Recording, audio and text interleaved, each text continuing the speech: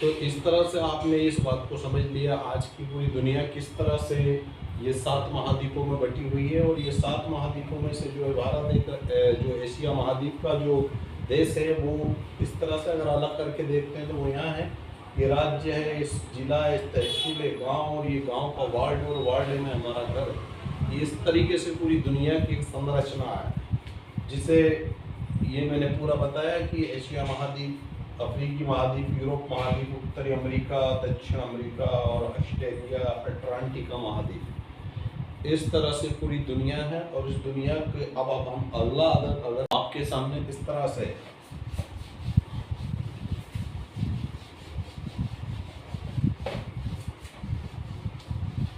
अब मैं बात करना चाहता हूँ धर्म पर और इस देश की जो सामाजिक व्यवस्था पर। हम बात सीधे सीधे ये करें कि जो सामाजिक परिवर्तन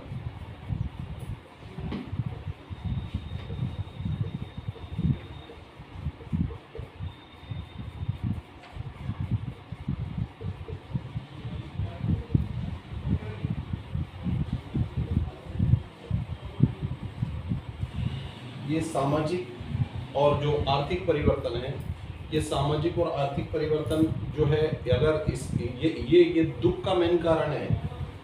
सामाजिक परिवर्तन और ये आर्थिक परिवर्तन अगर नहीं होगा तो ये दुख का कारण बनेगा।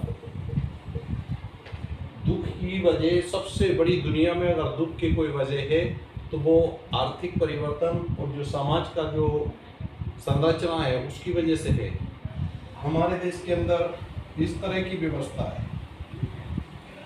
और इसके साथ में जो आर्थिक परिवर्तन है नहीं होने की वजह क्या है कि यहाँ पर ये जो वर्ग है, इस वर्ग को जिन्हें शूद्र बताया गया है, इसमें ओबीसी, एससी और एसटी, ये जो वर्ग है, इस वर्ग को यहाँ पढ़ाई का, शिक्षा का कोई जो है अधिकार नहीं था। तो 1800 में से 1800 में लॉर्ड मैकाले ने जब यहाँ शिक्षा की व्यवस्था कराई, सबके लिए अंग्रेजी शिक्षा अनिवार्य कराई, तब जाकर के यहाँ पर जो है वो पढ़ाई का अधिकार मिला। और ये लगभग अभी जो है 100 साल ही हुए हैं भारत में शिक्षा मिले। तो ये जो है दुख का बड़ा कारण है। एक तो ये जो सामाजिक गैर बराबरी है, इस सामाजिक गैर बराबरी की वजह से जो यहाँ जो छोटी बिरादरी, छोटी जातियों में जो समाज आता है उसको लोग जानवरों से बदतर समझते हैं, उसको लोग इंसान नहीं समझते। तो उस वजह से ये यहाँ की जो जातियाँ हैं वो बड़ी दुखी रहती है, बड़ी कुंठित रहती है।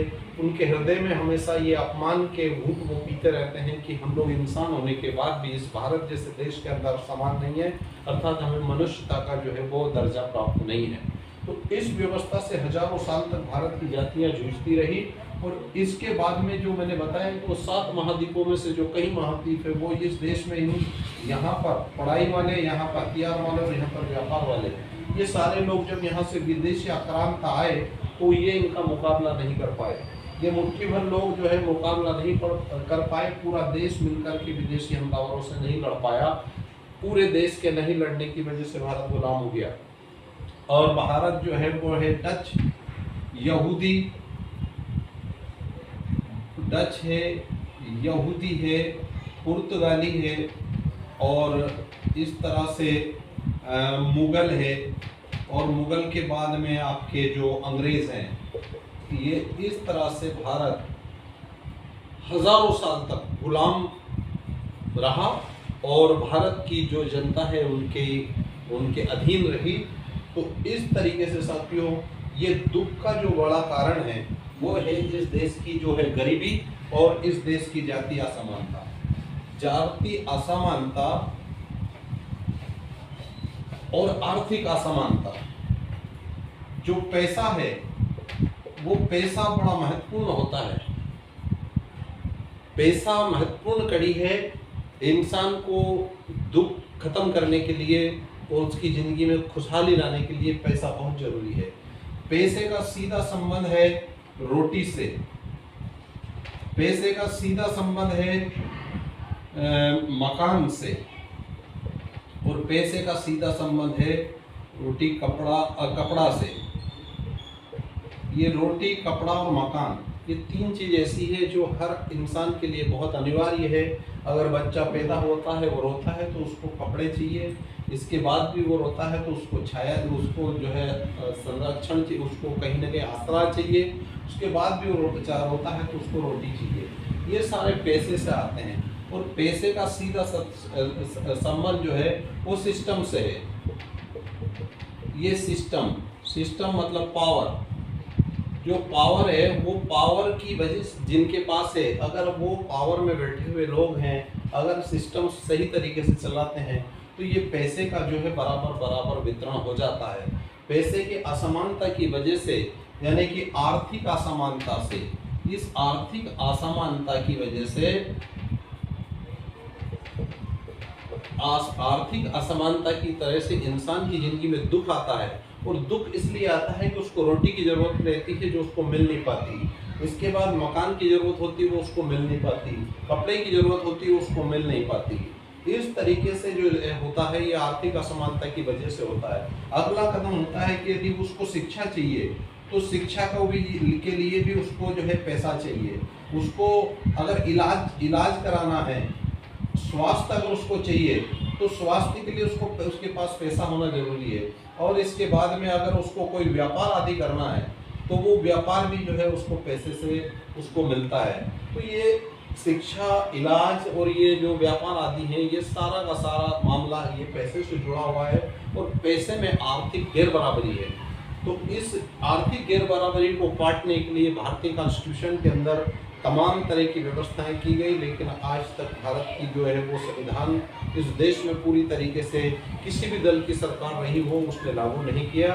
उस वजह से भारत के अंदर आर्थिक असमानता रही और आर्थिक असमानता के कारण ही भारत की जनता दुखी है, परेशान है, लाचार है, बेबस है, कमजोर है। तो इस तरह से साथियों, दूसरा ये मैंने बताया कि जो सामाजिक असमानता है, भारत का समाज 4 भागों में बटा हुआ है, ब्राह्मण, क्षत्रिय, वैश्य, शूद्र। इस तरह की जो व्यवस्था है, इसी की वजह से ये आर्थिक असमानता है, क्योंकि यहाँ इन लोगों को सेवा का अधिकार दिया, इनको पैसा रखने का अधिकार नहीं था, इनको संपत्ति रखने का अधिकार नहीं था, इनको शिक्षा का अधिकार नहीं था, और इसी वजह से ये सारा सब कुछ नुकसान हुआ। अंततोगत्वा भारत का कॉन्स्टिट्यूशन लिखा गया और ये 1950 में भारत का संविधान बनकर के तैयार हुआ। और भारत के संविधान के बनने की वजह से आज इस देश के अंदर लोग खुशहाल हैं, लोग बराबरी के लिए संघर्ष कर रहे हैं। आज जो कुछ भी आंदोलन हो रहा है, चाहे किसानों का आंदोलन हो, छात्रों का आंदोलन हो, व्यापारियों का आंदोलन हो, या और किसी क्षेत्र जो नौकरी में भी है, छोटे कर्मचारी अधिकारी यार उनके हक अधिकार मारे जाते हैं, तो वो संविधान में उनके जो दायित्व, उनके जो कर्तव्य हैं, उस कर्तव्य से तो जो है सरकार काम लेती है, लेकिन उनके जो अधिकार है वो अगर सरकार देना नहीं चाहती तो ऐसे समय में फिर जो है वो विद्रोह होता है, आंदोलन होता है। और आंदोलन की वजह से ही सरकार पर नकल कसी जाती है। किसानों ने आंदोलन किया भारत के अंदर, सरकार को घुटन पे आना पड़ा। समय समय पे छात्र आंदोलन करते हैं तो लोग सरकार घुटन पर आ जाती है।